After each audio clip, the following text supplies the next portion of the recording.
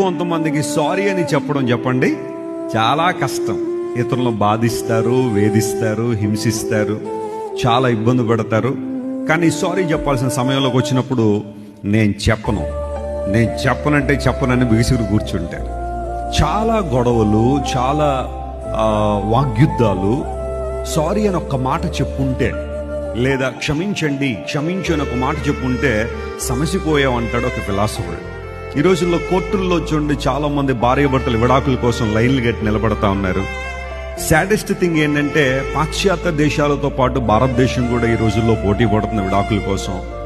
బంధాలు విచ్ఛిన్నం అయిపోతున్నాయి, పెళ్లిళ్ళు బాగానే జరుగుతున్నాయి వైభవంగా, ప్రేమించి కొందరు, లేదా అరేంజ్డ్ మ్యారేజెస్ కొంతమంది పెళ్లిళ్ళు చేసుకుంటున్నారు. కానీ ఆ తర్వాత ఎందుకు వైవాహిక జీవితాలు నిలబెట్టుకోలేకపోతున్నారంటే, ఏదో ఒక సందర్భంలో భర్తో లేదంటే ఏదో సందర్భంలో భార్య ఒక సారీ అనే ఒక్క మాట చెప్పడానికి ఇష్టం లేక అక్కడ